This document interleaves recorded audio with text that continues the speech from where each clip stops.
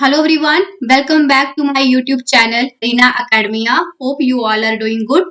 तो आज हमारा डेटाबेस मैनेजमेंट जो कि हम पढ़ रहे थे, जिसकी हमने थ्योरी डिटेल में डिस्कस की थी, उसी का आज एक प्रैक्टिस सेशन रहेगा जिसमें हमारे 50 प्लस एमसीक्यू रहेंगे और इसमें कुछ एमसीक्यू ऐसे भी होंगे जो डायरेक्ट एग्जाम में पूछे गए हैं.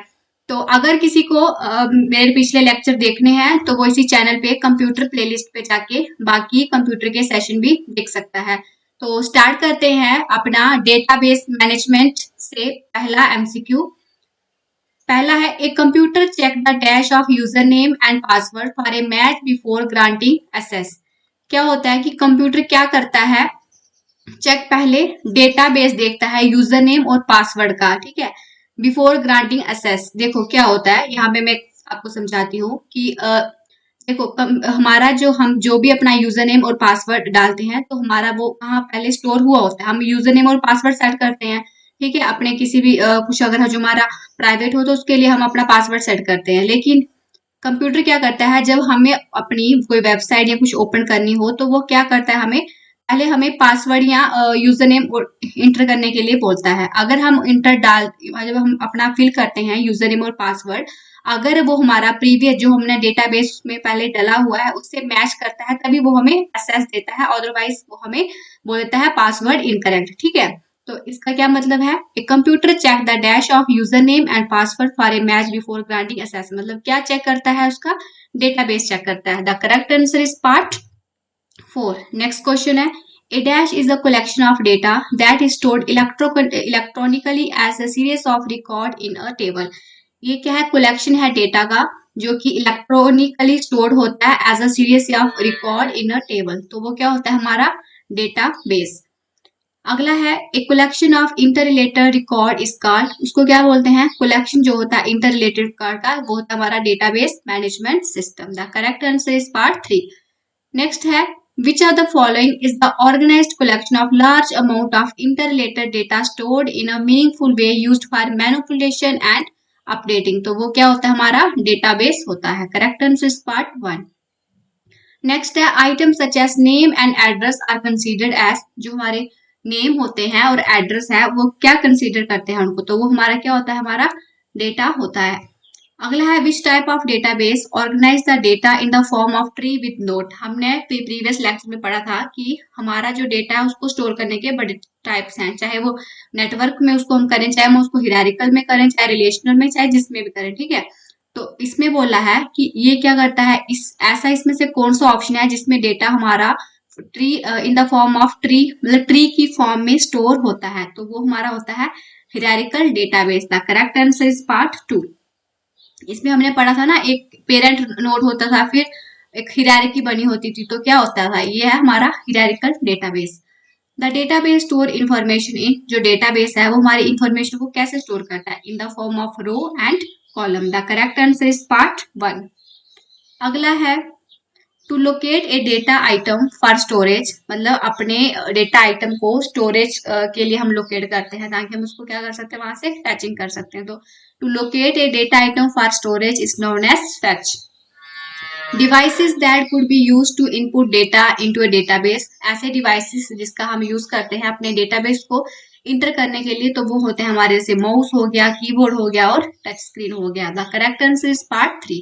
नेक्स्ट है, in a relational database a data structure that organize the information about a single topic into row and column. Relational database में हमारा जो रो और कॉलम होती है वो किस फॉर्म में होती है, तो वो टेबल होता है. रिलेशनल डेटा में होता है क्या है, टेबल बनता है जिसमें रोज और कॉलम होती हैं और उसमें हम अपना डेटा स्टोर करते हैं. नेक्स्ट है, the smallest unit of information about a record in a data. जो स्मॉलेस्ट यूनिट है इंफॉर्मेशन का रिकॉर्ड इन अ डेटाबेस, तो स्मॉलेस्ट यूनिट क्या है, हमारा field. The correct answer is part 2. अगला है हमारा, dash are distinct item that don't have much meaning to you in a given context. इसमें से कौन जो है डिफरेंट आइटम्स होती हैं जिनका मच मीनिंग नहीं होता है गिवन कंटेक्स्ट के, तो वो हमारे होते हैं field. The correct answer is part 1. यहाँ पे मुझे थोड़ा डाउट है कि that don't have much meaning to your, यहाँ पे फील्ड और डेटा में थोड़ा मुझे डाउट है, तो मैं इसको देख के आपको कमेंट में बता दूंगी कि इनमें से करेक्ट आंसर क्या रहेगा इसका. ठीक है, तो आगे बढ़ते हैं। The cardinality property of a relation है। कार्डिनेटिव क्या होती है, कितनी नंबर ऑफ रोज है वो उसकी कार्डिनेटिव होती है। The correct answer is part 3। अगला है row of a relation are called. Row को हम क्या बोलते हैं, रो को हम क्या बोलते हैं, टपल बोलते हैं। और कॉलम को हम क्या बोलते हैं, हम कॉलम को हम फील्ड बोलते हैं। इसमें क्या आ जाएगा, correct answer is part 2। Next है a collection of related file is called. जो रिलेटेड फाइल का कलेक्शन होता है उसको हम क्या बोलते हैं, डेटाबेस बोलते हैं। Correct answer is part 3। Next है in the relational mode cardinality is termed as. Cardinality क्या होती है, मैं आपको बताया था, ये होती है हमारी नंबर ऑफ रोज यानी कि number of tuples. Correct answer is part 1। Next है which of the following contain information about a single entity in database like a person, place, event और थिंग। इसमें से कौन सा जो है वो इंफॉर्मेशन रखता है सिंगल एंटिटी की in database like a person, place, event और थिंग। तो करेक्ट आंसर क्या आ जाएगा हमारा, वो होता है हमारा रिकॉर्ड, यानी कि रिकॉर्ड को हम रो भी बोलते हैं। अगला है DBM is comprised of a table that made up of row. जिसको रो को क्या बोलते हैं, रो को हम बोलते हैं रिकॉर्ड और कॉलम को बोलते हैं field. Correct answer is part 2। Next है what is a stored question about information in a database. जो स्टोर्ड क्वेश्चन होता है इंफॉर्मेशन मतलब क्वेश्चन मार्क होता है, उसको हम क्या बोलते हैं, वो होती है हमारी क्वेरीज। अगला है a program that generally has more user friendly interface than a DBMS is called. जो हमने पढ़ा था, फॉर्म पढ़ रहे थे हम और टेबल पढ़ रहे थे, जिसमें जो हमारा फॉर्म था वो क्या था, मोर यूजर फ्रेंडली इंटरफेस था। ठीक है, the correct answer is part 4। ये जो मैं बता रही हूँ ये सारा हम पिछले लेक्चर में डिटेल में डिस्कस कर चुके हैं। अगर किसी को एमसीक्यू पे आना है तो पहले वो एक बार लेक्चर अच्छे से देखे, देन वो अगर एमसीक्यू करेगा तो उसके लिए ज्यादा सही रहेगा, उसे लॉन्ग टाइम तक चीजें याद रहेंगी। अगला है which of the following object is are contain in database. इसमें से कौन सा ऑब्जेक्ट है जो डेटाबेस में होता है, तो सारे ही इसमें होते हैं हमारे। The correct answer is part all of this. Query भी होती है, टेबल भी बनता है, फॉर्म भी होता है।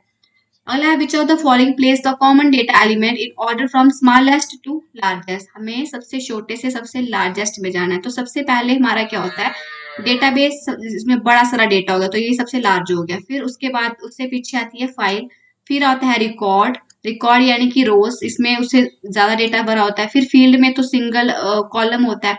फिर हो गया करेक्टर हमारा। देखो कैसे होता है, डेटाबेस, डेटाबेस में सबसे ज्यादा इतना ज्यादा होगा, फाइल उससे कम होगी, रिकॉर्ड यानी रो में हम उससे कम डेटा रखेंगे, फील्ड में उससे कम डेटा रखेंगे और करेक्टर में सबसे कम डेटा। तो ये हो गया हमारा ऑर्डर स्मॉलेस्ट से largest. The correct answer is part 3। अगला है what is the overall term for creating, editing, formatting, storing, retrieving A text document. उसको हम क्या बोलते हैं, डेटा मैनेजमेंट, जो कि हम पढ़ रहे हैं।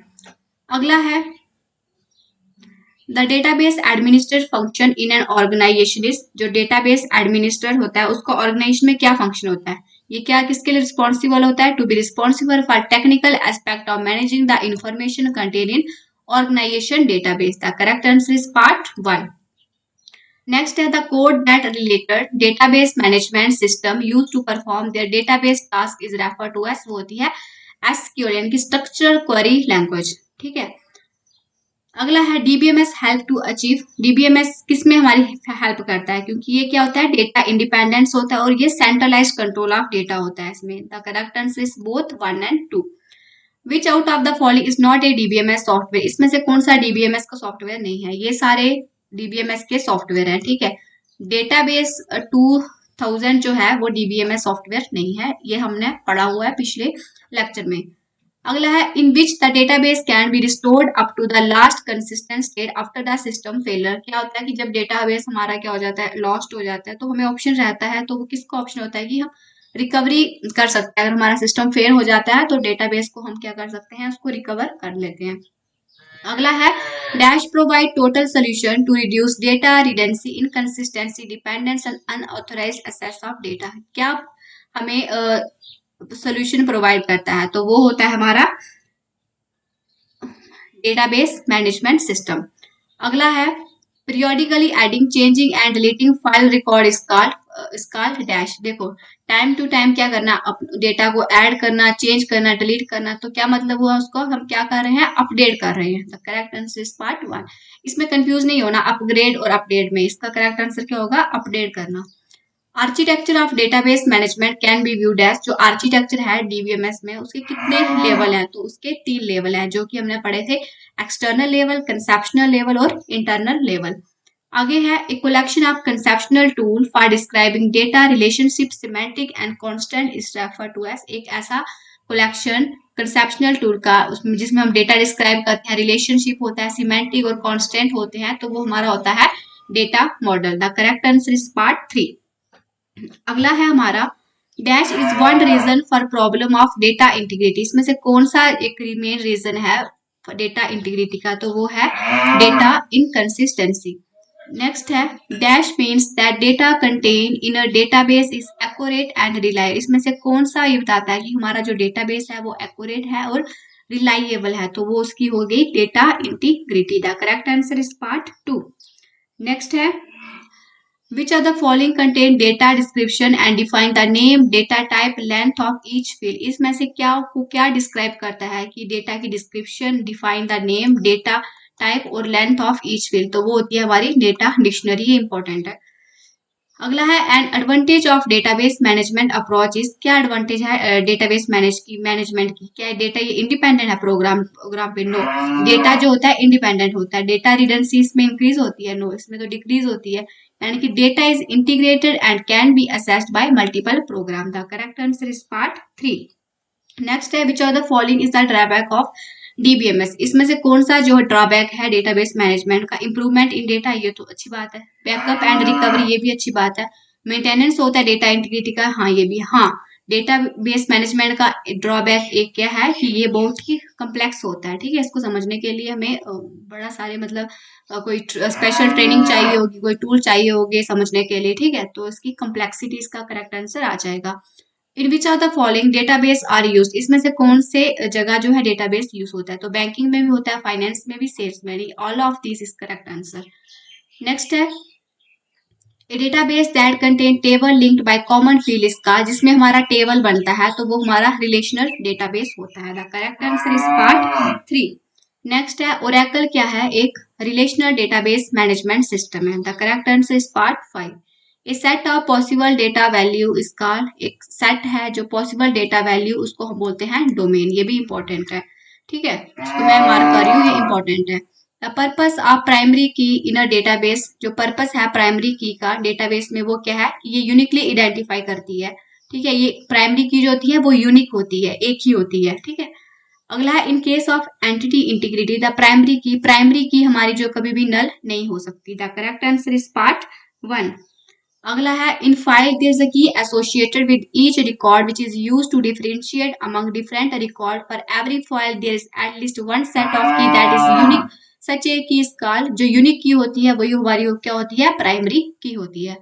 अगला है which of the following type of table constant will prevent the entry of duplicate row, इसमें से कौन सा ऐसा टेबल कांस्टेंट है जो डुप्लीकेट रो की एंट्री को प्रिवेंट करता है, तो वो हमारी कौन सी होती है, हमारी प्राइमरी की होती है। The correct answer is part 1।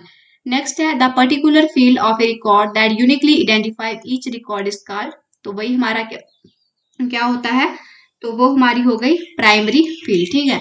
अगला है डैश इज अ प्राइमरी की of one file that also appear in another file, तो एक टेबल की प्राइमरी की जो होती है वो अनदर फाइल में क्या होती है, वो उसकी फॉरेन की होती है। The correct answer is part 3। ठीक, अगला है dash is an invalid type of database की, इसमें से कौन सा जो इनवैलिड टाइप है, तो वो है हमारा स्ट्रक्चरल प्राइमरी की। नेक्स्ट है key to represent relationship between table is called, ऐसी की जो रिलेशनशिप बताती है दो टेबल के बीच, तो वो हमारी कौन सी होती है, वो हमारी होती है फॉरेन की। The correct answer is part 3।